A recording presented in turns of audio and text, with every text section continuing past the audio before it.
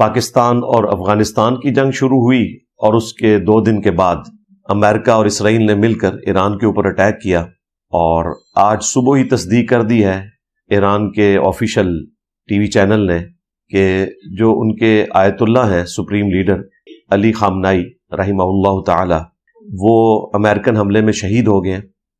اللہ تعالیٰ ان کی شہادت کو قبول کرے اور جو ان کے لواحقین ہیں ان کو صبر دے، اور ظاہر ہے کہ پوری قوم، ایرانی قوم ان کو روحانی پیشوا بھی مانتی تھی اور سیاسی لیڈر بھی، ان کے لیے ایک تکلیف دہ چیز ہے۔ ہم پوری ایرانی قوم کے ساتھ اظہار یکجہتی کرتے ہیں اور تعزیت کا اظہار بھی کرتے ہیں اپنے اس پلیٹ فارم سے۔ باقی اب یہ جو صورتحال بن چکی ہے، اس میں جو حضرت ٹرمپ صاحب نے بورڈ آف پیس کا معاملہ شروع کیا تھا فلسطین کے لیے، وہ تو لگتا ہے اب کھٹائی میں ہی پڑ گیا، اور اس سے بڑا مسئلہ اس وقت مسلمانوں کا سامنے آ چکا ہے کہ ایک اتنا بڑا ملک جس کی آبادی آلموسٹ 9 کروڑ ہے، ایران، اس کے اوپر امریکہ ڈائریکٹلی انوالو ہو کر اٹیک میں شامل ہو چکا ہے۔ آج تک جتنے بھی حملے ہوتے تھے امریکہ پیچھے رہتا تھا، فرنٹ کے اوپر اسرائیل کو رکھتا تھا، لیکن یہ پہلا موقع ہے کہ بالکل وہ سامنے آ گیا۔ 1-2 ایکٹیویٹیز پرفارم ہوئی، لیکن فل فلیج جنگ والا معاملہ پہلی دفعہ ہی امریکہ کی طرف سے سامنے آیا۔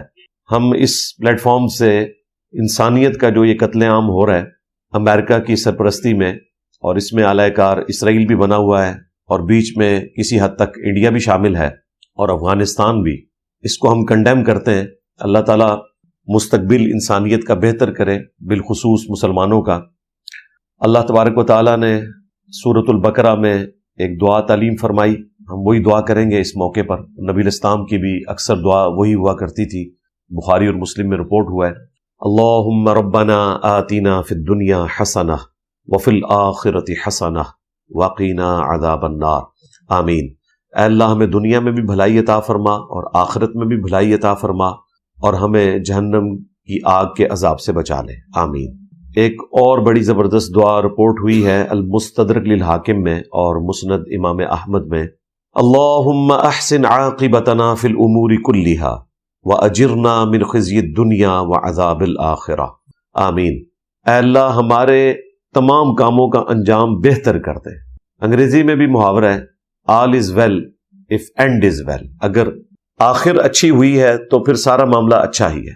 اللہم احسن عاقبتنا فی الامور کلہا، اے اللہ ہمارے تمام کاموں کا انجام بہتر کر دے، واجرنا من خزی الدنیا وعذاب الآخرہ، اور بچا لے ہمیں دنیا کی رسوائی سے اور آخرت کے عذاب سے، آمین۔ ایک اور دعا جو مصیبت اور پریشانی میں قرآن پاک میں تعلیم کی گئی اور صحیح مسلم میں اس کے ساتھ مزید الفاظ نبی الاسلام نے ایڈ کیے، انا للہ و انا الیہ راجعون، بے شک ہم بھی اللہ ہی کی طرف سے آئے تھے، ہم نے بھی لوٹ کر اللہ کی طرف جانا ہے۔ مراد یہ کہ یہ جو تکلیف ہمیں پہنچی ہے، اس نے بھی مر کے اللہ کے پاس واپس چلے جانا ہے۔ ایٹ لیسٹ اس دن تو یہ تکلیف ختم ہو ہی جائے گی جس دن ہم نے خود ختم ہو جانا ہے۔ کوئی شخص 4th سٹیج کینسر میں مبتلا ہے تو اس کی تکلیف کا اینڈ اس دن تو ہو ہی جائے گا جس دن وہ خود مر جائے گا۔ انا للہ و انا الیہ راجعون، بے شک ہم بھی اللہ ہی کی طرف سے آئے تھے، ہم نے بھی لوٹ کر اللہ ہی کے پاس جانا ہے۔ اللہم اجرنی فی مصیبتی و اخلف لی خیرا منہا، اے اللہ اس مصیبت میں مجھے اجر دے اور میرے لیے اس سے بہتر نعم البدل کر دے، یعنی جو تو نے مجھ سے نعمت چھینی ہے اس سے بہتر نعمت مجھے عطا کر دے۔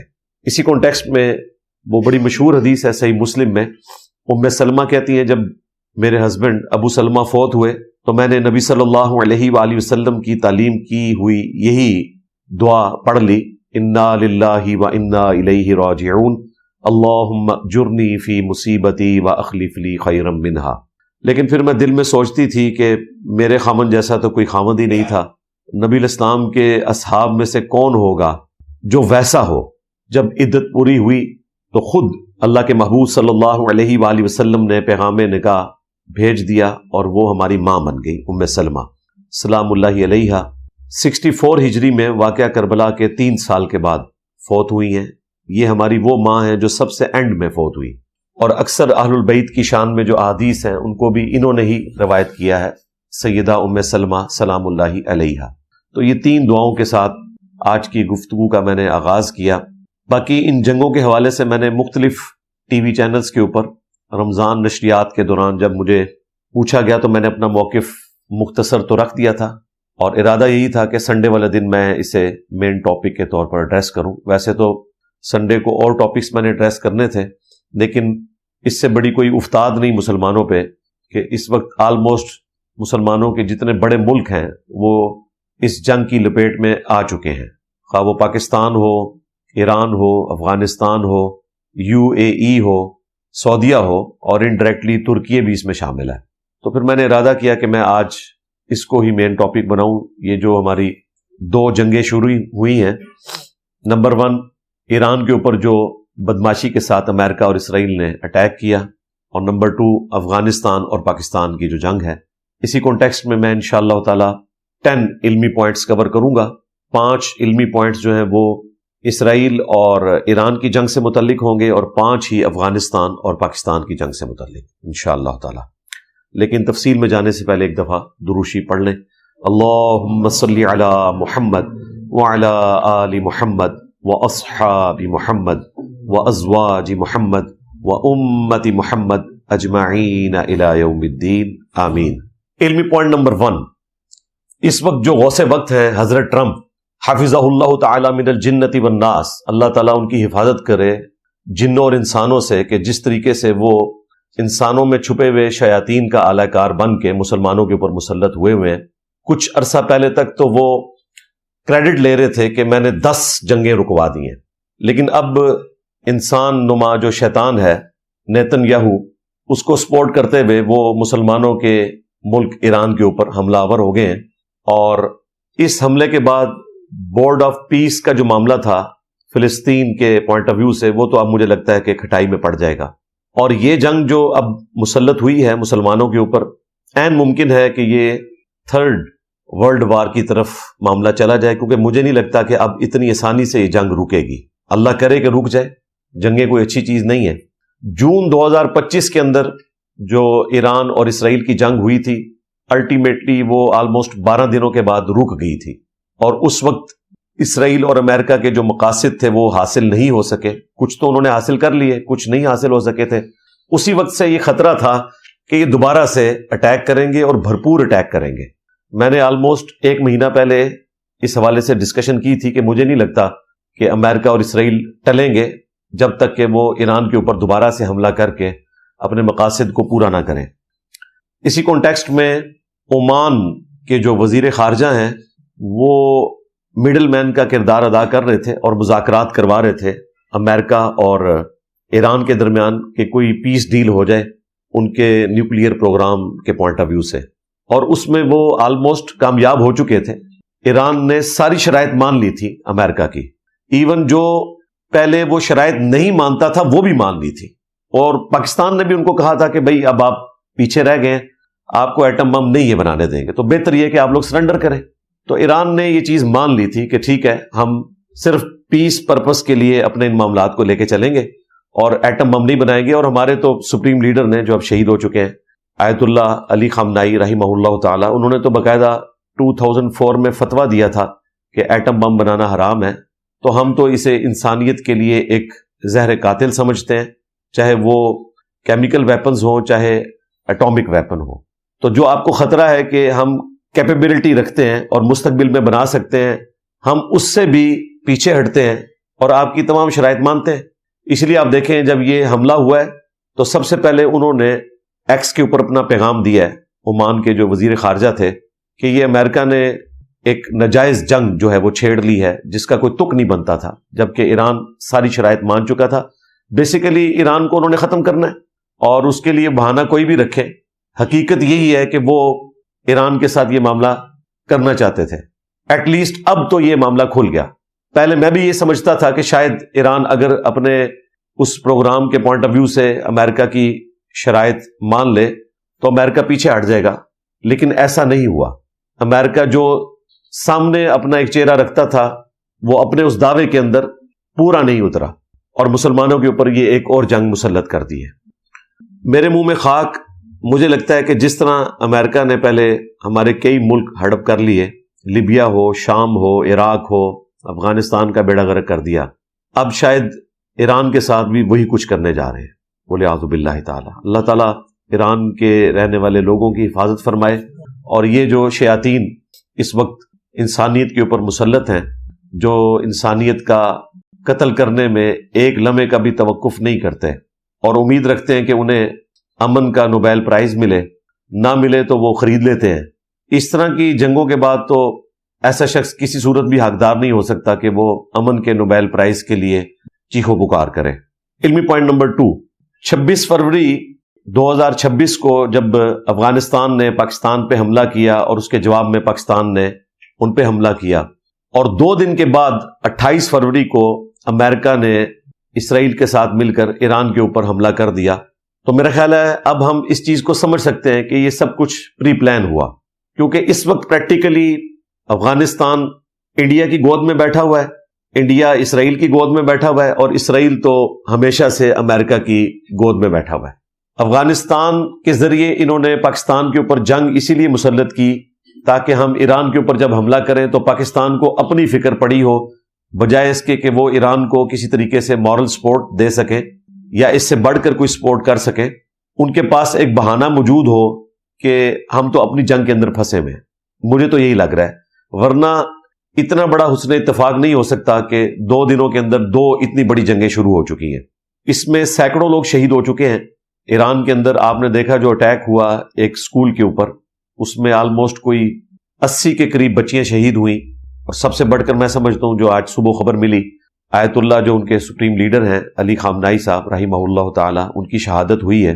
وہ تو اپنی لائف کنکلوڈ کر بیٹھے تھے، ظاہر ہے 85 پلس تھے وہ، لیکن ظاہر ہے مسلمانوں کے لیے ایک سمبولیکلی اگر دیکھا جائے تو بہت بڑی تکلیف کی خبر ہے یہ. ایران نے پہلے سے ہی خبردار کیا تھا کہ اگر ہم پہ اٹیک ہوا تو امریکہ تک تو ہم پہنچ نہیں سکتے. امریکہ کو ایک نیچرل پروٹیکشن حاصل ہے، اتنی دور ہیں وہ، تو جو امریکن اڈے ہیں ہم ان پر حملہ کریں گے.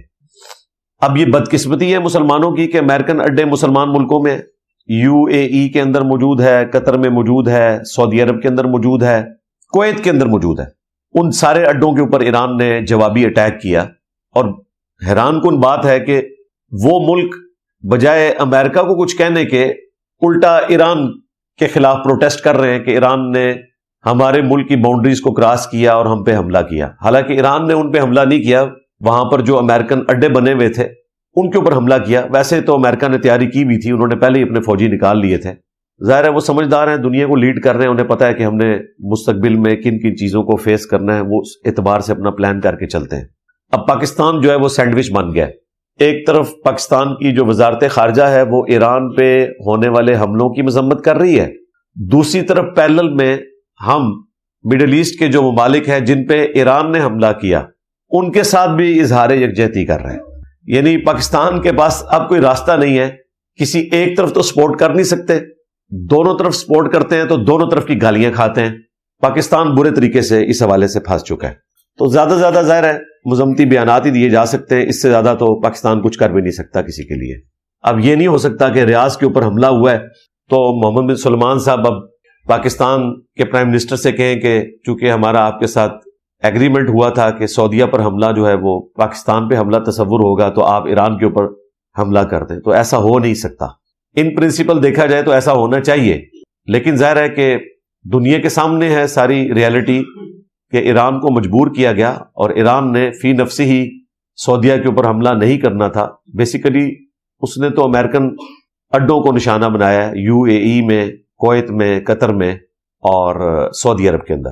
علمی پوائنٹ نمبر 3، امریکہ اور اسرائیل مل کے اب ایران میں رجیم چینج کروانا چاہتے ہیں. یعنی وہ چاہتے ہیں کہ وہاں پہ جو انقلاب کے بعد حکومت آئی تھی 1979 میں امام خمینی کی محنت کے بعد، خود تو وہ 1989 میں فوت ہو گئے، اس کے بعد پہلے سپریم لیڈر جو ہیں وہ یہی بنے جن کو کل رات شہید کر دیا امریکہ اور اسرائیل نے، علی خامنائی صاحب رحمہ اللہ تعالی. یہ وہاں کے روحانی پیشوا بھی ہیں اور پولیٹیکل لیڈر بھی ہیں. ایران کی آبادی آلموسٹ 9 کروڑ کے قریب ہے اور میجورٹی اس میں مسلمان ہیں اور وہ بھی اہل تشیع مکتب سے تعلق رکھتے ہیں. ان کے لیے سپریم لیڈر کا مرتبہ اسی طریقے سے ہے جس طرح آج امام ابو حنیفہ رحمۃ اللہ علیہ اگر قبر سے نکل آئیں تو دیوبند اور بریلویوں کا کوئی مفتی اعظم نہیں رہے گا. جب بقول ان کے امام اعظم نکل آئیں گے. یہ درجہ جو ہے وہ اہل تشیع کے ہاں ان کے زندہ اماموں کو حاصل ہے. اس وقت دو بڑے ان کے پیشوا ہیں، آیت اللہ سستانی عراق کے اندر، اور ایران میں یہ آیت اللہ خامنائی صاحب تھے جو فوت ہو چکے. ان کے بعد کوئی دوسرا بندہ وہ چوز کر لیں گے، باقاعدہ ان کی کمیٹی بنی ہوئی ہے اور اس میں باقاعدہ انہوں نے نامینیٹ کیا ہوتا ہے کہ اس کے بعد یہ، اس کے بعد یہ، اس کے بعد یہ. وہ تو اپنی اس ہیرارکی کو فالو کریں گے.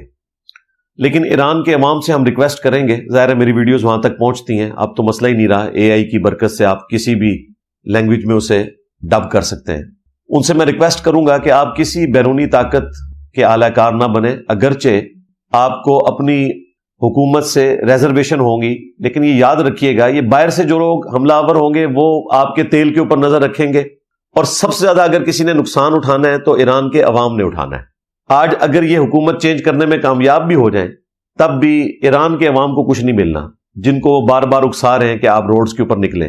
جب وہ آ کے یہاں پر حکومت کریں گے تو وہ اپنے مفادات کو دیکھیں گے، پھر آپ کو یاد آئے گا کہ یہ حکومت اس سے بہتر تھی. جس طرح کرنل قذافی کو جب انہوں نے ہٹایا تو لیبیا کا بالکل بیڑا غرق ہو گیا، کسی نے سوچا بھی نہیں تھا.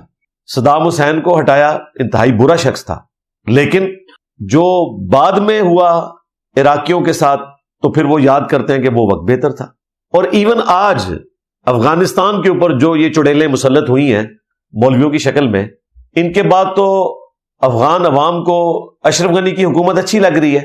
ایٹ لیسٹ لوگوں کو آزادی تھی، بچیاں کالجز میں یونیورسٹیز میں پڑھ رہی تھی، سکون کی زندگی گزار رہے تھے. انہوں نے تو آ کے مصیبت کھڑی کر دی ہے. اب مجھے نہیں سمجھ آتی کہ کل کو جب ان کی عورتیں پریگننٹ ہوں گی تو یہ لیڈی ڈاکٹرز کہاں سے لے کر آئیں گے. اس وقت تو یہ کہہ رہے ہوں گے کہ لیڈی ڈاکٹر ہونی چاہیے، کوئی مرد ہماری عورت کو ہاتھ نہ لگائے. جب عورتوں کی تعلیم کے اوپر آپ پابندی لگائیں گے تو پھر ٹیچنگ کی فیلڈ کے اندر، میڈیکل کی فیلڈ میں عورتیں نہیں ہوں گی تو پھر ظاہر ہے مرد ہی ہوں گے. تو جنگ میں الٹیمیٹلی لوزرز عوام الناس ہی ہوتے ہیں. ہماری مورل سپورٹ ایران کے عوام کے ساتھ ہے اور ہم ان سے یہی ریکویسٹ کریں گے کہ آپ کی جو حکومت ہے اس کا ساتھ دیں. آپس کی لڑائیاں آپ بعد میں دیکھیں، فی الوقت تو آپ کے اوپر ایک بیرونی طاقت حملہ آور ہوئی ہے، اس کے مقابلے پہ آپ کو اپنی اسٹیٹ کے ساتھ کھڑا ہونا چاہیے. باقی جو وہاں پہ لوگ شہید ہوئے ہم ان کے لیے دعائیں مغفرت کرتے ہیں، اللہ تعالیٰ ان کی مغفرت کرے اور انہیں نیک کاموں کا اجر دے، برائیوں سے درگزر فرمائے اور ان کے لواحقین کو صبر دے اور صبر کے اوپر اجر عظیم عطا فرمائے، آمین. علمی پوائنٹ نمبر 4، مسلمان جو بڑے بڑے ملک ہیں، پاکستان، سعودی عرب، انڈونیشیا، ملیشیا، ترکی، مصر، ان کا کام ہے کہ اب OIC کو، یعنی جو آرگنائزیشن آف اسلامک کنٹریز ہے، اس کو فعال بنائیں اور UNO کے فورم پہ، اقوام متحدہ کے فورم کے اوپر آواز بلند کر کے رشیا کو، چائنا کو انوالو کر کے کسی طریقے سے ایران اور اسرائیل کی جنگ رکوانے کی کوشش کریں. عوام الناس کا کام یہ ہے کہ سوشل میڈیا کے اوپر آواز بلند کریں اور اس وقت جو دنیا کے بڑے ہیں ان کو اس چیز کا احساس دلایا جائے کہ یہ پوسٹ ورلڈ وار 2 جو آپ نے ایک آرڈر قائم کیا تھا UNO کی شکل میں، 5 بڑی طاقتوں نے، امریکہ، UK، فرانس، چائنا اور رشیا، کہ مستقبل میں ہم جنگیں رکوائیں گے. ظاہر ہے آلموسٹ 12 کروڑ کے قریب لوگ لقمہ اجل بنے ورلڈ وار 2 کے اندر. اور اس کے بعد یورپ نے تو سبق سیکھ لیا کہ ایٹ لیسٹ آپس کی لڑائیاں تو انہوں نے ختم کر دی، لیکن باقی جگہوں پر وہ لڑائیاں رکوانے میں ایز سچ ناکام ہی ہوئے. اور یہ انسانیت کے چہرے کے اوپر بہت بڑا داغ ہے، دھبا ہے کہ اس سویلائز دنیا کے اندر جنگوں کا سلسلہ اسی طریقے سے جاری ہے جو سٹون ایج میں ہوتا تھا. آپ کو اندازہ نہیں ہے، رشیا اور یوکرین کی جنگ کے اندر لاکھوں لوگ مر چکے ہیں اس ماڈرن دور کے اندر. میں جب وہ مناظر دیکھتا ہوں میں کہتا ہوں یار، ورلڈ وار 2 کے بعد بھی انسانیت نے کوئی سبق نہیں سیکھا. ہٹلر کے بعد اس وقت کا ایک ہٹلر دنیا میں موجود ہے، نارتھ کوریا میں بیٹھا ہوا ہے اور کروڑوں لوگوں کو اس نے اپنا غلام بنایا ہوا ہے اور پوری دنیا تماشا دیکھ رہی ہے. اس کا کوئی کچھ بگاڑ نہیں سکتا. شکل دیکھیں معصوم سی ہے، گوگلی سی اس کی، لیکن اس کے کرتوت دیکھیں، اس کے ابے کے کرتوت دیکھیں، اس کے دادے کے کرتوت دیکھیں تو انسان حیران ہوتا ہے کہ یہ 21ویں صدی میں اس طرح کا انسان موجود ہے دنیا میں، جبکہ انسانیت نے ورلڈ وار 2 کے بعد یہ لرن کیا تھا کہ دوبارہ سے ہم آپس میں اس طریقے سے نہیں لڑیں گے. پوری انسانیت کے لیے لمحہ فکری ہے اور یہ پھر دوبارہ سے جنگیں شروع ہو گئی ہیں. میں سمجھتا ہوں کہ میڈیسن کی جو انڈسٹری ہے، اس کے بعد چونکہ سب سے بڑی انڈسٹری اسلحے کی انڈسٹری ہے دنیا میں، لگتا ایسا ہی ہے کہ یہ سب کچھ ڈرامہ بازی اس حوالے سے کروائی جاتی ہے تاکہ ان کا اسلحے کا کاروبار چلتا رہے. مجھے تو بالکل یہی سمجھ آتی ہے. ایون امریکہ کے بھی آلموسٹ آپ سمجھ لیں 60% سے زیادہ لوگ ڈائریکٹلی یا انڈائریکٹلی اسلحے کے ساتھ وابستہ ہیں ان کی اکانومی. تو دنیا میں جنگیں ہوں گی، اسلحہ پاکستان بھی خرید رہا ہے، انڈیا بھی خرید رہا ہے، آپس میں لڑ رہے ہیں، اور جن سے خرید رہے ہیں وہ دن بدن ترقی کر رہے ہیں، اور یہاں پہ آلموسٹ 1/5 آف ورلڈ جو ہے دن بدن نیچے ہی جا رہا ہے. تو ان جنگوں سے کوئی انسانیت نے پازیٹیو سبق حاصل نہیں کیا، ورلڈ وار 1 اور ورلڈ وار 2 سے خصوصاً، اور وہی سلسلہ اسی طریقے سے جاری ہے. اور اس میں جو میرا موقف ہے ہمیشہ سے، میں آج پھر اس کو ریپیٹ کروں گا کہ مسلمان کبھی بھی ان جنگوں کے مقابلے پہ اپنا نیریٹو لانچ نہیں کر سکتے دنیا کی ان 5 بڑی طاقتوں کے خلاف، خصوصاً ان میں امریکہ، جب تک کہ خود سائنس اور ٹیکنالوجی میں ترقی نہیں کرتے. انہوں نے سائنس اور ٹیکنالوجی کی برکت سے ایک چھوٹے سے ملک اسرائیل نے امریکہ کی سپورٹ کے ساتھ پورے مڈل ایسٹ کو آگے لگایا ہوا ہے. 80 سے زیادہ نوبیل پرائز وہ لے چکے ہیں ان 100 سالوں کے اندر یہودی. صرف وہ اپنے مذہب کے پوائنٹ آف ویو سے پریکٹسنگ نہیں ہے، سائنس میں بھی وہ ترقی کر گئے ہیں. ہمارے بزرگان دین فوت ہو چکے جو نگاہوں کی لیزر مار کے جلا کے راکھ کیا کرتے تھے. کاش آج غوث پاک زندہ ہوتے تو ہم ان سے ریکویسٹ کرتے کہ حضرت ٹرمپ کا آپ کچھ کریں، کیونکہ اس وقت تو غوث وقت وہی نظر آ رہا ہے، کیونکہ طاقت تو اس کے ہاتھ میں ہے. تو آپ کی پوسٹ چھین لی ہے، آپ غوث وقت تھے، آپ کا کام تھا. ویسے آج بھی وہ کہتے ہیں کہ غوث پاک ہی غوث وقت ہیں، قیامت تک کے لیے وہ غوث الاعظم ہیں. آج بھی پروٹیسٹ ہمیں کرنا چاہیے شیخ عبد القادر جیلانی کے مزار کے سامنے کہ آپ قیامت تک کے لیے غوث الاعظم ہیں بقول صوفیاء کے. وہ کہتے ہیں کہ جس طرح نبی الاسلام کا مرتبہ ہے نا انبیاء میں، اس طرح عبد القادر جیلانی کا مرتبہ ہے اولیاء میں. تو نبی الاسلام سے تو بڑا کوئی نہیں ہے، تو ان کے نزدیک عبد القادر جیلانی سے بڑا اب کوئی نہیں آئے گا. تو میرے خیال ہے عبد القادر جیلانی کے مزار کے باہر پروٹیسٹ ہونا چاہیے صوفیاء کی طرف سے کہ حضرت آپ کا کام ہے، اسلام کے اوپر مشکل وقت آیا ہے، مسلمانوں پہ مشکل وقت آیا ہے. اور یہ بات میں صرف اس لیے کرتا ہوں کہ ان کا دعویٰ ہے کہ یہ سب کچھ کرتے ہیں. اگر یہ دعویٰ کرنا چھوڑ دیں ہم ان کو کبھی بھی ٹونٹ نہیں کرائیں گے. عبد القادر جیلانی کا اس میں کوئی قصور نہیں ہے، ان کے ماننے والے ان کو باندھ کے مرواتے ہیں. تو اس ماڈرن دور میں اس طرح کی چیزوں کی وجہ سے لوگوں کو حقائق کھل کر سامنے آ چکے ہیں کہ پہلے بھی کچھ نہیں ہوتا تھا، اور نہ آج کچھ ہونا ہے، نہ مستقبل میں کچھ ہونا ہے، جب تک کہ ہم سائنس اور ٹیکنالوجی میں ترقی نہیں کرتے، اپنے معاملات کو دنیاوی اسباب کے اعتبار سے صحیح طریقے سے لے کر نہیں چلتے. اس وقت تک آپ دنیا میں کوئی تبدیلی نہیں لا سکتے. باقی اگر کسی نے کوئی جذباتی بات کرنی ہے تو وہ ضرور کرے. اور اس حوالے سے نبی الاسلام کی مبارک زندگی سے مثالیں دینا اس لیے غلط ہے کہ نبی الاسلام کے ساتھ اللہ کی غیبی تائید تھی. اس کے بعد صحابہ کرام نے جنگوں کی تکلیفیں اٹھائی ہیں بہت بڑے لیول کے اوپر، رومنز اور پرشینز کو گرانے کے لیے. وہاں پہ کوئی فرشتے نازل نہیں ہوئے، وہ فرشتے بدر اور احد کے اندر ہی نازل ہوئے. غیبی مدد جو ہے وہ خندق کے موقع پر آئی نبی الاسلام کی موجودگی کی برکت سے، کیونکہ اللہ تعالیٰ نے مختصر وقت میں دین کا غلبہ کروانا تھا. اس کے بعد بقدر ایفرٹ ہے ہر چیز. اس وقت بھی نبی الاسلام نے اسباب کو اختیار کیا، لیکن ایک ایکسٹراڈنری اللہ تعالیٰ کی طرف سے آپ کے ساتھ غیبی مدد اٹیچ تھی. علمی پوائنٹ نمبر 5، ایران کے اوپر جو امریکہ اور اسرائیل نے مل کے یہ اٹیک کیا، اس میں جو ہمارا پڑوسی ملک ہے انڈیا، اس کا بڑا غلیظ قسم کا کردار، گھنونا کردار سامنے آیا ہے. پوری زندگی انہوں نے ایران سے سستا تیل لے کر استعمال کیا. ایران نے اپنے پڑوسی ملک پاکستان کے ساتھ دشمنی لے لی انڈیا کو اکوموڈیٹ کرتے ہوئے، لیکن جب مشکل وقت آیا تو جون 2025 کی جنگ میں انڈیا بالکل نیوٹرل رہا، اور اب تو وہ کھل کر اسرائیل کی حمایت میں آ چکا ہے. پچھلے دنوں مودی صاحب گئے ہوئے تھے نیتن یاہو کو ملنے کے لیے، اور اس کے بعد ایران کے اوپر اٹیک بھی ہو گیا. کوئی مذمتی بیان نہیں آیا. ظاہر ہے مودی نے حضرت ٹرمپ کی جو دھمکیاں ہیں ان کو سیریس لے لیا ہے. رشیا سے بھی تیل لینا چھوڑ دیا، ایران سے بھی تیل لینا چھوڑ دیا، اور پریکٹیکلی انہوں نے امریکن بلاک کو اختیار کر لیا ہے. وہ جو ٹیرف کی دھمکیاں لگاتا تھا نا، وہ کام کر گئی ہیں. بلکہ اب تو انڈیا کا ٹیرف تو میرا خیال ہے باقی ملکوں سے بھی کم ہو گیا ہے، اور حضرت ٹرمپ کی دھمکیاں کام آ گئی ہیں. مودی نے گھٹنے ٹیک دیے ہیں اس کے سامنے. اور مجھے تو خطرہ ہے کہ حضرت ٹرمپ نام لیے بغیر جو کہتے تھے نا کہ اتنے جہاز گر گئے، وہ 7 سے شروع ہوئے تھے، پھر 8 9 10 11 12، اس میں ملک کا نام نہیں لیتے تھے. عین ممکن ہے کہ وہ کہیں کہ پاکستان کے گرے تھے. وہ ظاہر ہے جب دوستی ہو گئی، یا بیلنس کرنے کے لیے کہیں کہ جی اتنے جو ہیں وہ پاکستان کے گرے تھے اور اتنے انڈیا کے. ابھی تک تو فی الوقت امریکہ دونوں جانب کھیل رہا ہے. افغانستان اور پاکستان کی جنگ میں انہوں نے آفیشلی پاکستان کو سپورٹ کیا ہے امریکہ نے. مستقبل کا نہیں پتا، بظاہر تو ایسے نظر آ رہا ہے کہ وہ سپورٹ کر رہے ہیں. آئے دن ہمارے پی ایم صاحب کی بھی تعریف کرتے ہیں، فیلڈ مارشل صاحب کی بھی تعریف کرتے ہیں، اور دوسری طرف ایران کے اوپر حملہ بھی کر دیا ہے، اور انڈیا کو ہلہ شیری بھی دی ہوئی ہے، اور انڈیا کی سپورٹ کے ساتھ افغانستان بی ایل اے اور ٹی ٹی پی کو پناہ دیے ہوئے ہیں، اور پاکستان کے لیے یہ سارے کے سارے معاملات مشکل در مشکل ہوتے چلے جا رہے ہیں. سب سے بڑا ظلم امریکہ نے ہمارے ساتھ یہ کیا کہ $7 ارب کا اسلحہ افغانستان میں چھوڑ کے وہ چلے گئے. ظاہر ہے ان کے لیے لے کے جانا مشکل تھا، لیکن اس کا کوئی حل نکالا جا سکتا تھا، یو این او کو انوالو کرتے. اب وہ ان کھڑ دماغ لوگوں کے ہاتھ لگ گئے، اور وہ اسلحہ بجائے اس کے کہ اسلام دشمنوں کے خلاف استعمال ہوتا، انہوں نے مسلمانوں کے خلاف ہی استعمال کرنا شروع کر دیا. اگلے 5 علمی پوائنٹس انشاءاللہ میں اسی حوالے سے ڈسکس کروں گا جو افغانستان اور پاکستان کی یہ حالیہ جنگ شروع ہوئی ہے 26 فروری 2026 کو. لیکن تفصیل میں جانے سے پہلے ایک دفعہ درود شریف پڑھ لیں. اللہم صلی علی محمد وعلی آل محمد واصحاب محمد وازواج محمد وامت محمد اجمعین الی یوم الدین آمین.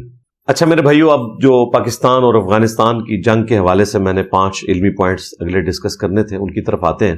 علمی پوائنٹ نمبر 6، 2014 میں جب اے پی ایس کے اوپر اٹیک ہوا اور آلموسٹ کوئی 250 کے قریب لوگ شہید ہوئے، اس میں اکثر بچے تھے، اس وقت پاکستان کو پہلی دفعہ صحیح معنوں میں خیال آیا کہ ہم نے نان اسٹیٹ ایکٹرز جو ہیں ان کو نہیں پالنا، اور ضرب عضب کا آغاز ہوا. اس کے بعد پھر حضرت FATF آ گیا، اور پھر IMF، اور الٹیمیٹلی ہمیں رد الفساد آپریشن شروع کرنا پڑا.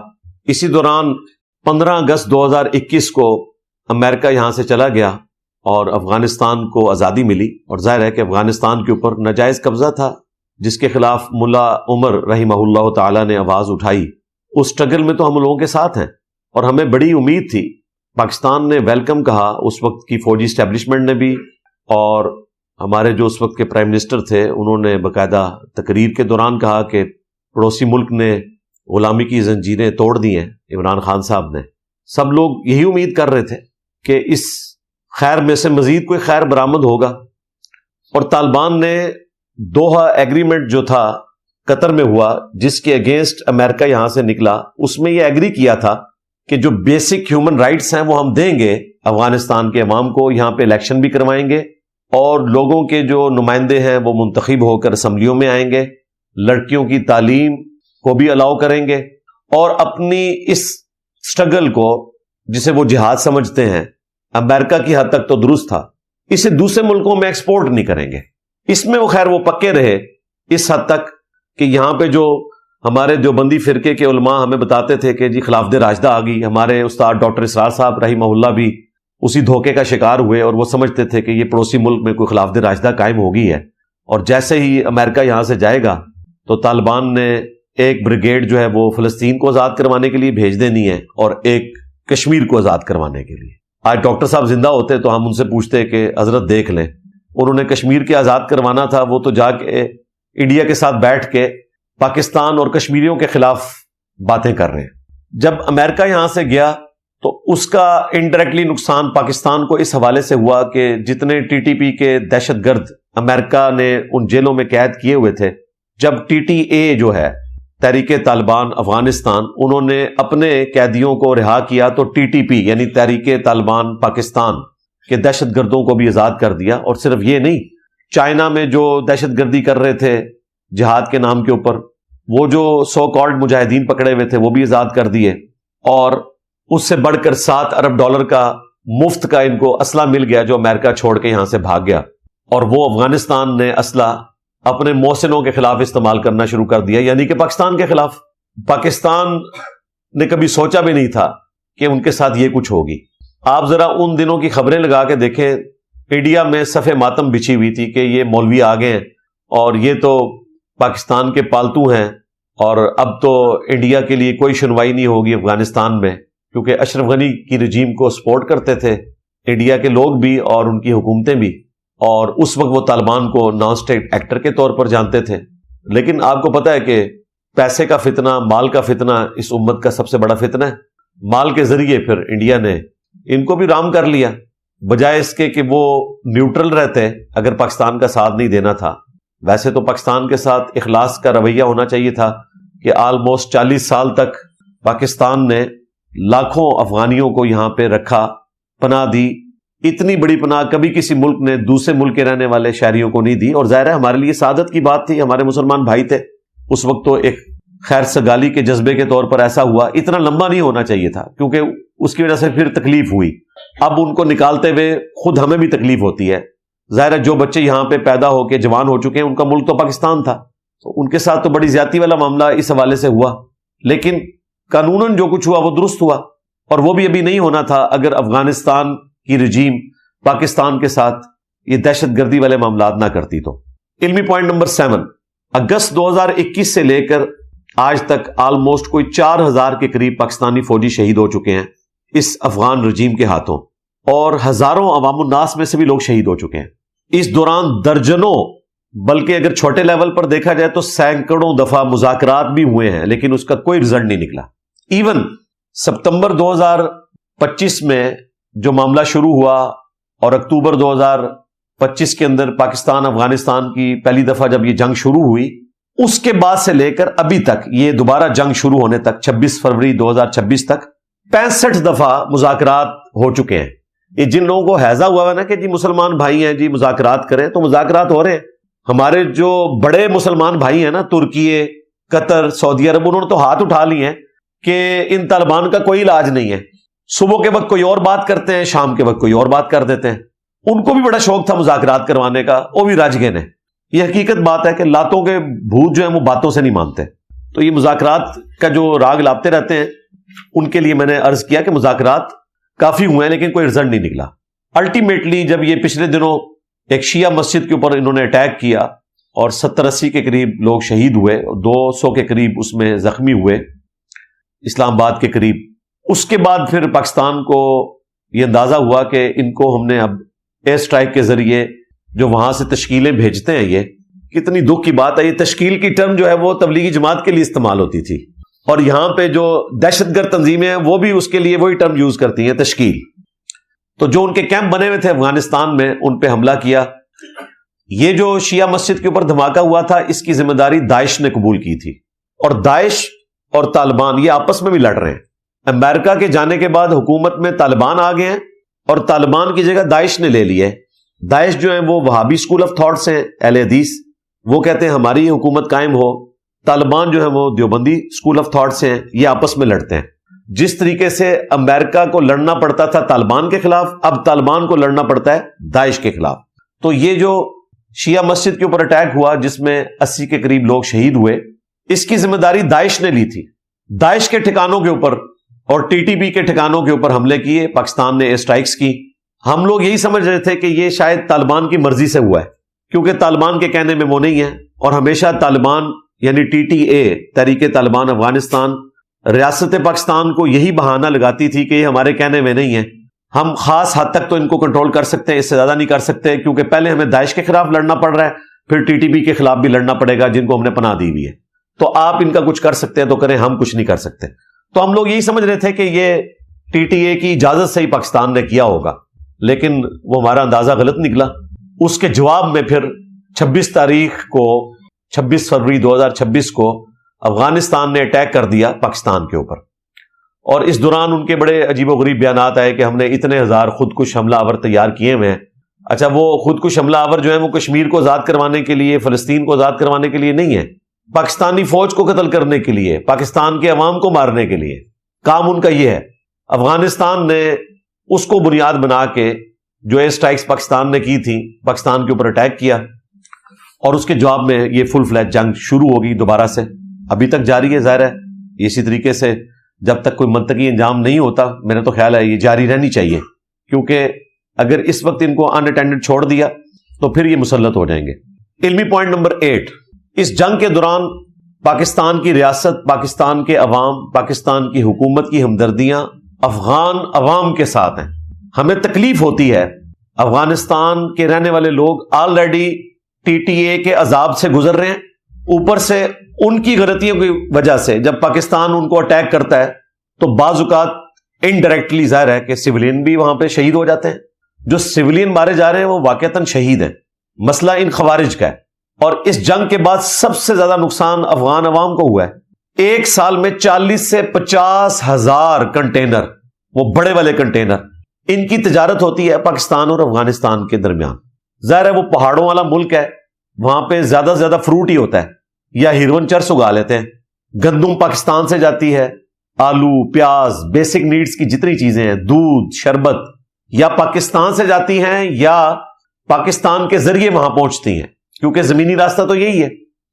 افغانستان تو لینڈ لاک کنٹری ہے، ان کو کوئی سمندری راستہ نہیں لگتا، سب سے شارٹ کٹ یہی پڑتا ہے.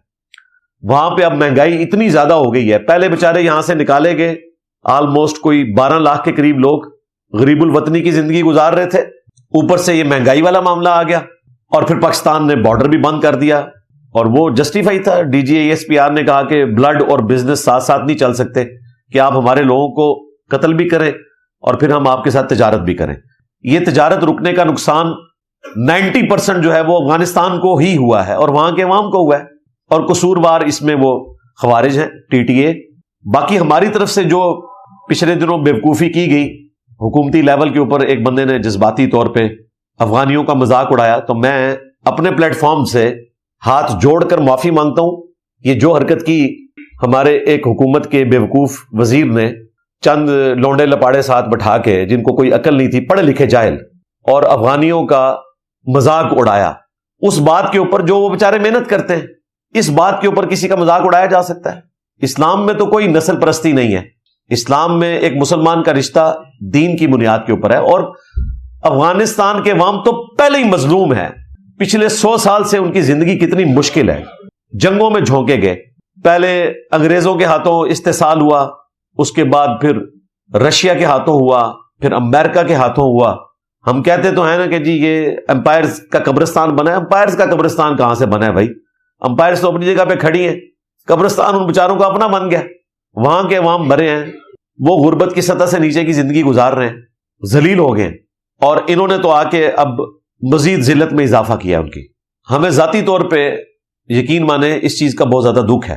پریکٹیکلی مجھے اس دفعہ ایک تکلیف سے گزرنا پڑا. میں مونگ پھلی بڑے شوق سے کھاتا ہوں، اور وہ بھی پاکستان میں جو گجر خان کی مونگ پھلی ہے نا، اس طرح کی میٹھی مونگ پھلی آپ کو کہیں سے نہیں ملے گی. تو ہمارے محلے ہی میں ایک ریڑھی لگاتا تھا لڑکا، تو ہمیں بڑی بے فکری ہوتی تھی کہ اس کے پاس وہ اوریجنل والی مونگ پھلی مل جائے گی. اس دفعہ وہ نظر نہیں آیا، انتظار کرتے رہے پورا سیزن ہی آلموسٹ گزر گیا. پھر میں نے ارد گرد کے لوگوں سے پوچھا تو مجھے بتایا کہ وہ افغانی لڑکا تھا، وہ واپس افغانستان چلا گیا. ظاہر ہے ہم نے یہاں سے افغانیوں کو نکالا ہے، غلطی تھی وہ ٹی ٹی اے کے خوارج کی، اور خمیازہ بھگتنا پڑا افغان عوام کو. تو میں نے تو پریکٹیکلی یہ ایک چھوٹی سی تکلیف کاٹی ہے. یعنی ہمیں وہ گجر خان والی مونگ پھلی جیلم میں اس دفعہ اکا دکا دکانوں پہ ملی، اس کے بعد انہوں نے بھی رکھنی چھوڑ دی. ظاہر ہے وہ سائز میں تھوڑی چھوٹی ہوتی ہے لیکن میٹھی ہوتی ہے. وہ اب چائنا کی وہ ہائیبریڈ قسم کی مونگ پھلیاں آئی ہیں 4 دانوں والی، ذائقہ ان کا جیسا مرضی ہو، لیکن چونکہ ہر مونگ پھلی میں 4 دانے نکلتے ہیں تو لوگ وہی ڈیمانڈ کرتے ہیں. ریڈیو والوں نے بھی وہی لگائی ہوئی ہے، مجھ سے تو وہ نہیں کھائی جاتی. تو ہم تو خود تکلیف کاٹ رہے ہیں افغانیوں کے جانے کی. علمی پوائنٹ نمبر 9، ہماری اسٹیبلشمنٹ نے اتنی جو خاری کاٹی، اس کے بعد اب ان کو بھی سمجھ آ گئی ہے، عوام الناس کو بھی اب سمجھ آ گئی ہے کہ ٹی ٹی اے اور ٹی ٹی پی ایک ہی سکے کے 2 رخ ہیں. حالانکہ یہ یونیورسل ٹروتھ پاکستان میں سمجھدار لوگ پہلے سے سمجھا رہے تھے. سلیم صافی صاحب جو جیو کے اوپر اینکر ہیں اور انالیسس بھی افغانستان کے پوائنٹ آف ویو سے ان کا بڑا زبردست ہوتا ہے، وہ شروع دن سے بتا رہے تھے کہ آپ انتظار کریں امریکہ کے جانے کا. سب سے پہلے ٹی ٹی اے، جن کو آپ حقانی نیٹ ورک کے نام کے اوپر گڈ طالبان کہتے ہیں نا، یہ آپ کے گاٹے فٹ ہوں گے. اور وہ انہوں نے کوئی غار سے ٹروتھ دریافت نہیں کر لیا تھا، نیچرل بات تھی. ٹی ٹی پی کیوں بنی تھی پاکستان میں، تحریک طالبان پاکستان؟ اس لیے کہ مشرف نے اس وقت ٹی ٹی اے تحریک طالبان افغانستان کے مقابلے پر امریکہ کا ساتھ دیا تھا. تو ٹی ٹی پی نے ٹی ٹی اے کی محبت میں پاکستان سے ٹکر لی. یہ کیسے ہو سکتا تھا کہ کل کو امریکہ چلا جائے اور ٹی ٹی اے پاکستان کے ساتھ کھڑی ہو جائے ٹی ٹی پی کو چھوڑ کر؟ یہ ہو ہی نہیں سکتا تھا، جبکہ ان کے پیچھے ایک موٹیویشن بھی موجود ہے، ان کے اپنے فرقے کی حکومت۔ اگرچہ میں تو اس کو پشتون موومنٹ سمجھتا ہوں، فرقے کو، مذہب کو تو انہوں نے ٹول کے طور پہ مذہبی ٹچ لگایا ہے، بیسیکلی تو یہ پشتون موومنٹ ہے۔ اور دیکھیں اس کا رزلٹ پھر یہی نکلا ہے، وہ مسلط ہو گئے، اور اس وقت ہماری اسٹیبلشمنٹ بھی، ہمارے پرائم منسٹر صاحب بھی، اور ہم لوگ بھی اپنے بھول پن میں ان کی تعریفیں کر رہے تھے۔ غلامی کی زنجیریں توڑ دی ہیں جی افغانستان نے، ٹھیک ہے وہاں تک تو درست تھا، امریکہ چلا گیا، لیکن ہم پہ ہی مسلط ہو گئے۔ اور اس میں جو آج کی حکومت سنگل آؤٹ کر رہی ہے نا عمران خان صاحب کو، کہ انہوں نے لا کے ٹی ٹی پی کے لوگوں کو آباد کیا، یہ بڑی سخت زیادتی والی بات ہے۔ پرائم منسٹر کی کیا اوقات ہے کہ وہ اس قسم کا ڈیسیژن کر سکے جب تک کہ پاکستان کی اسٹیبلشمنٹ اس میں انوالو نہ ہو؟ تو صرف عمران خان صاحب کا ڈیسیژن نہیں تھا، ان کی خواہش ضرور تھی۔ ڈیسیژن جو ہے وہ اس وقت کے آرمی چیف باجوہ صاحب کا تھا، اور فیض حمید صاحب تو آپ کو پتا ہے وہاں پہ چائے کا کپ پینے گئے تھے، وہ آج تک ہم کپ بھگت رہے ہیں۔ تو یہ سب لوگ انوالو تھے، لیکن ہماری جو اس وقت کی موجودہ حکومت ہے نا، ان کو خان صاحب کا کوئی ویک پوائنٹ چاہیے، ان کے ویک پوائنٹ تھوک کے حساب سے موجود ہیں، وہ آپ بیان کریں۔ یہ ویک پوائنٹ ان کا نہ بیان کریں جس میں کہ ہماری سابقہ اسٹیبلشمنٹ بھی انوالو رہی ہے، ان کو یہاں واپس لانے میں۔ بہرحال ہمارے گاٹے فٹ ہو گئے، انہوں نے ٹی ٹی پی کو بھی پناہ دی، الٹا بی ایل اے کو پناہ دی۔ بلوچستان میں جتنی دہشت گردی ہو رہی ہے، ان کے سارے لیڈرز افغانستان میں چھپے ہوئے، بلکہ آلموسٹ کوئی 30 کے قریب جہادی تنظیمیں ہیں جن کا یہ مرکز بنا ہوا ہے افغانستان اس وقت۔ اور وہ جہادی تنظیمیں کیا کر رہی ہیں؟ مسلمانوں کو ہی قتل کر رہی ہیں زیادہ تر۔ یہ جہاد نہیں، فساد ہے۔ باقی ہمارے یہاں پر جو دیوبندی فرقے کے لوگ ہیں وہ ظاہر ہے ان سے ایک عقیدت رکھتے ہیں، کیونکہ یہ ان کے فرقے کی حکومت ہے۔ بالکل 100 سے زیادہ اہل حدیث علماء قتل ہو چکے ہیں افغانستان میں، حالانکہ اہل حدیثوں کے احسانات تھے۔ سارا پیسہ اسامہ بن لادن کا یوز کیا ہے ملا عمر نے اور اس رجیم نے، اور جب حکومت میں آئے ہیں تو سب سے پہلے اہل حدیثوں کو انہوں نے قتل کرنا شروع کیا ہے، رفع الیدین کرنے کے اوپر، انگلی اٹھانے کے اوپر۔ ہمارے کئی اسٹوڈنٹس ہیں جنہوں نے ہمیں بتایا ریئل ٹائم لائیو سیشنز میں آ کے کہ کیا تکلیف کاٹنی پڑ رہی ہے۔ اب تو اہل حدیث بھی بول کے کہہ رہے ہیں، پہلے تو یہ گھنے بنے رہے ہیں، اب بول کے کہہ رہے ہیں کہ ہمارے علماء کو قتل کیا ہے۔ شیعہ کی تو ویسے ہی وہاں کوئی سنوائی نہیں ہے۔ شروع میں یہ مجلسوں میں بیٹھے تھے جا کے لوگوں کو دکھانے کے لیے، لیکن اس وقت صرف دیوبندی فرقے کو وہ سپورٹ کر رہے ہیں۔ تو پاکستان کے جو دیوبندی عوام میں ظاہر ہے ان کی ہمدردیاں ان کے ساتھ تھی، اگرچہ علماء کو یہ بات سمجھ تھی۔ مولانا فضل الرحمان صاحب بھی یہ سمجھتے تھے کہ یہ لوگ غلط ٹریک کے اوپر ہیں، اسی وجہ سے ان کے اوپر کئی دفعہ خودکش حملے ہوئے۔ مفتی تقی عثمانی صاحب پہ خودکش حملے ہو چکے ہیں اسی وجہ سے کہ وہ پاکستان کی ریاست کے ساتھ کھڑے ہیں، اور ظاہر ہے وہ تو مفتی اعظم ہیں دیوبند کے۔ اور اب تو آ کے جو تھوڑی بہت کوئی نرمی کے جذبات تھے نا ٹی ٹی اے کے لیے مفتی تقی عثمانی صاحب کے، وہ بھی ختم ہو چکے ہیں۔ ٹی ٹی پی کو تو وہ پہلے ہی خارجی کہتے تھے، ٹی ٹی اے کے حوالے سے بھی انہوں نے پاکستان کی اسٹیبلشمنٹ کو بتا دیا کہ بھئی یہ ہم سے اوپر ہیں، ان کا علاج یہی ہے جو آپ کر رہے ہیں، ہم سے کوئی امید نہ رکھیں کہ ہم ان کو کوئی سمجھا سکتے ہیں۔ کچھ دنوں میں شاید ان کی کوئی ویڈیو بھی سامنے آ جائے اس حوالے سے۔ فی الوقت تو ہمارے جو وہ بھائی ہیں نظراتی کونسل والے نظر آ رہے ہیں، مولانا طاہر اشرفی صاحب حافظہ اللہ تعالی من الجنت والناس، اللہ تعالیٰ جنوں اور انسانوں میں چھپے ہوئے شیاطین سے ان کی حفاظت کرے۔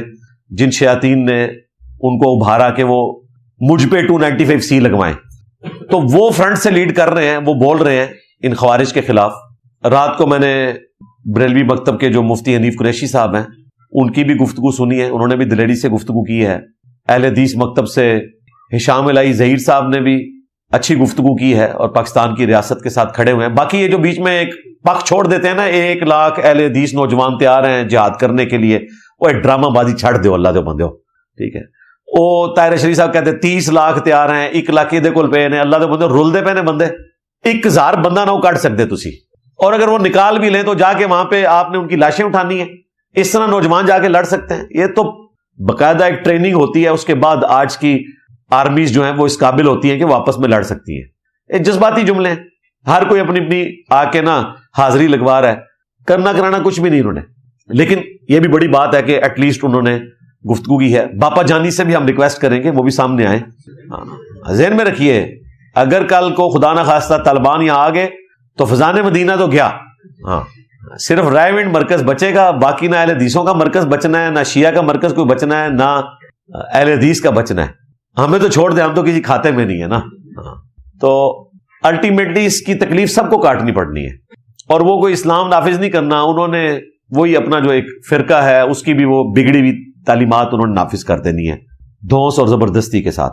تو اس موقع پر ہمیں آپس کے جو سیاسی اور مذہبی اختلافات ہیں ان کو بھلا کے پاکستان کی اسٹیٹ کے ساتھ، حکومت کے ساتھ کھڑا ہونا چاہیے، اس حوالے سے کہ اس وقت ہمارا دشمن جو ہے مشترکہ ہے، باقی جو ہمارے آپس کے اختلافات ہیں وہ بعد میں دیکھے جائیں گے۔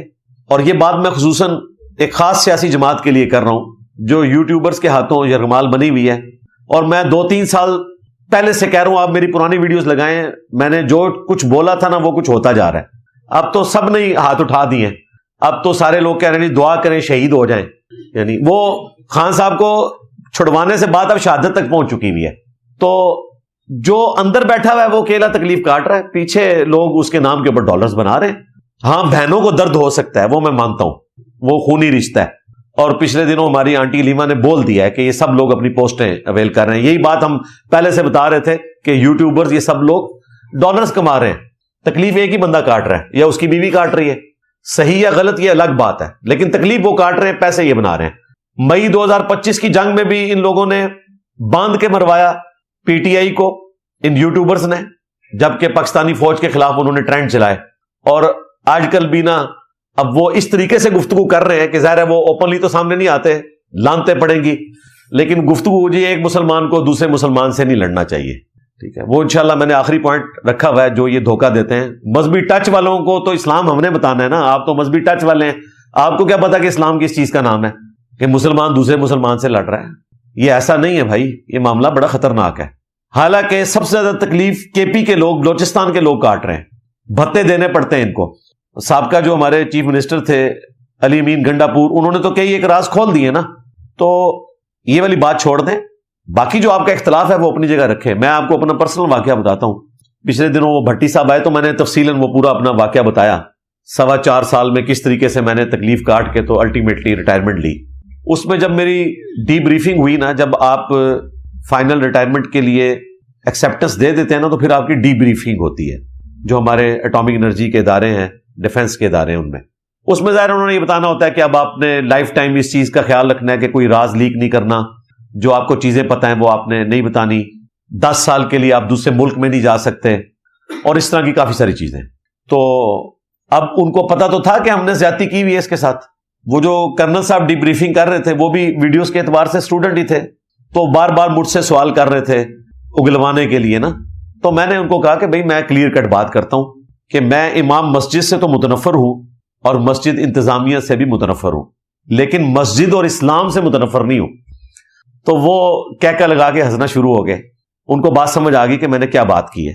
یعنی ہمارا اختلاف آرمی چیف کے ساتھ ہو سکتا ہے، پاکستان کی فوج کے ساتھ ہو سکتا ہے، پاکستان کے ساتھ تو نہیں ہو سکتا، ریاست پاکستان کے ساتھ تو نہیں ہو سکتا۔ جس طرح ہم کہتے ہیں ہمارا امام سے اختلاف ہو تب بھی نماز اس کے پیچھے ہی پڑھیں گے، ہماری نماز ہو رہی ہے، اسلام سے ہم متنفر نہیں ہوں گے کسی امام مسجد کی تکلیف کی وجہ سے، یا انتظامیہ کے آپ کے خلاف کوئی ایکٹیویٹی پرفارم کرنے کی وجہ سے آپ اسلام تو نہیں چھوڑ سکتے نا، مسجد تو نہیں چھوڑ سکتے۔ بالکل اس طریقے پہ اگر کسی کا اسٹیبلشمنٹ کے ساتھ اختلاف ہے اور 2-2.5 سال پہلے وہ تازہ نظریاتی ہوا ہے، حالانکہ خود ان کی گود میں بیٹھ کے یہ باقی پولیٹیکل لیڈرز کے ساتھ کیا کچھ کرتے رہے وہ آپ کے سامنے ہے، تو اچھی بات ہے، اب سارے نظریاتی ہو چکے ہیں ماشاءاللہ۔ اب دوڑ یہ ہے کہ بڑا نظریاتی کون ہے، تو فی الوقت یہ نظریاتی پن، یہ اختلافات چھوڑ کے آپ اپنی توجہ دیں اس طرف کہ ہم نے اس مشکل وقت میں اپنے ان فوجیوں کے ساتھ کھڑے ہونا ہے جو بیچارے بارڈر کے اوپر شہادتیں دے رہے ہیں، ان کی شہادتوں کا مذاق نہیں اڑانا۔ میں تو یقین کریں جب اپنی بیوی بچوں میں بیٹھ کے افطار کر رہا ہوتا ہوں، میں ان کو یاد کرتا ہوں کہ یار وہ اپنے بیوی بچوں میں نہیں بیٹھے ہوئے، اور ان کے بیوی بچے ہر وقت اس خوف میں مبتلا ہیں کہ ابھی شاید ڈیڈ باڈی آ جائے۔ ٹھیک ہے، مرنے والا تو شہادت کی موت مر گیا، لیکن پیچھے والے تو تکلیف کاٹتے ہیں، لائف ٹائم کاٹتے ہیں، وہ وقت کے ساتھ پتہ چلتا ہے۔ کسی کو پلاٹ بھی مل جائے انسان تو واپس نہیں نہ آتا۔ تو خدا کے لیے اگر آپ ان کو سپورٹ نہیں کر سکتے، ایٹ لیسٹ ان کے حق میں دعا کریں، ان کے خلاف تو نہ بولیں۔ وہ اختلافات اپنی جگہ وہ رہیں گے، وہ ہمارا موقف پہلے سے تھا، آج بھی ہے، کل بھی ہے، کہ پاکستان کی اسٹیبلشمنٹ کا کوئی کردار نہیں ہونا چاہیے پالیٹکس میں، لیکن یہ ریئلٹی ہے کہ پاکستان کے ساتھ ایک بدقسمتی اٹیچ ہوگی ہے پیدائشی طور پہ کہ ہم ایک سیکورٹی سٹیٹ ہیں، اس لیے ہم ویلفیئر سٹیٹ بن ہی نہیں سکے۔ اور آج تو میرے خیال ہے سب کو یہ بات سمجھ آ چکی ہے. ہم جو کہتے تھے نا فوج کے اوپر اتنا بجٹ کیوں لگاتے ہیں, تو پتہ چل گیا کیوں لگاتے ہیں. یہ سارے مولوی آ کے بیٹھ جائیں گے. دریائے جہلم تک تو ویسے ہی وہ کلیم کرتے ہیں کہ یہ سارا ہمارا جہلم اکیڈمی بھی جانی ہے, وہ تو کلیم کرتے ہیں. تو اللہ کے بندو, معاملات کو پازیٹیولی دیکھ کر چلنا چاہیے, اختلافات اپنی جگہ. لیکن یہ جو اس وقت ہو رہا ہے, اس وقت ہمارا کام ہے کہ ہم اپنی ریاست کے ساتھ کھڑے ہوں, اور جو یوٹیوبرز اپنے حرام کے ڈالر کمانے کی خاطر عمران خان صاحب کا نام بیچ رہے ہیں, ان سے بچ کے رہیں.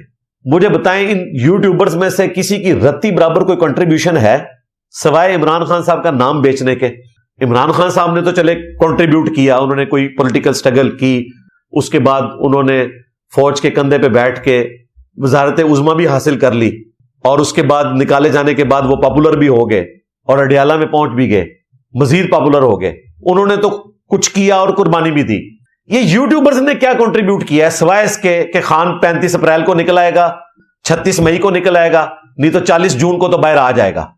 وہ ڈیٹس جو کیلنڈرز میں بھی نہیں تھی. پرانی ویڈیوز لگا کے دیکھیں, ٹرمپ آئے گی, ایک فون کرے گی, خان کو باہر نکالے گی.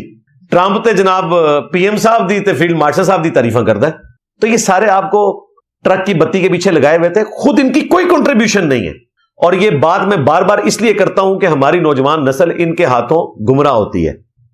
یہ جو امریکہ میں بیٹھا ہوا ہے نا, وہ جو پنجابی میں بھی ولاگ کرتا ہے, اس کو تو عمران خان نے خود فارغ کیا ہوا ہے. اسی نے عمران خان کے وہ موبائل چوری کیے تھے ایک جلسے کے دوران, لیکن وہ دیکھیں اس کے نام کے اوپر حرام کما رہا ہے.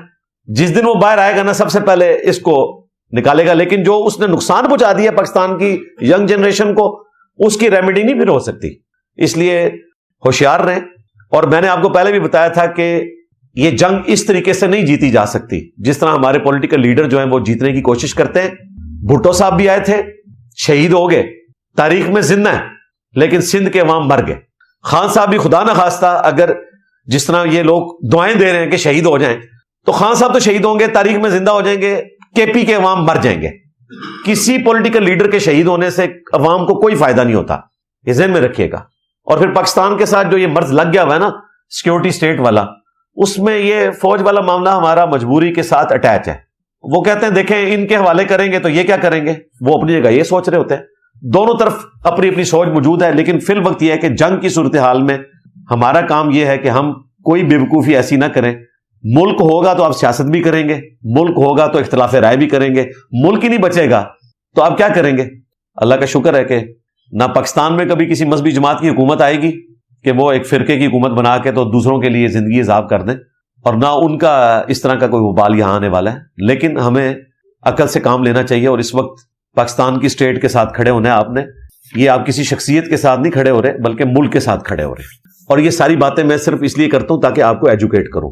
یہ کام پیسے دے کے بھی کوئی نہیں کروا سکتا, ذہن میں رکھیے گا. جو لوگ میرے اوپر الزامات اس حوالے سے لگاتے ہیں نا, ان کو شرم کرنی چاہیے, اور کئی دفعہ وہ لوگ بے عزت ہو چکے ہیں اس حوالے سے. آپ میری شروع کی بھی ویڈیوز دیکھیں, میرا موقف اپنی جگہ موجود ہے. ابھی بھٹی صاحب آئے نا, وہ جو میں یو کے بھگوڑے کو کہہ رہا تھا نا تو نے جھوٹے الزام لگائے ہیں, وہی الزام انہوں نے میرے سامنے بیٹھ کے جب ویڈیوز چلائی ہیں تو آپ نے دیکھ لیا ہر چیز غلط نکل آئی.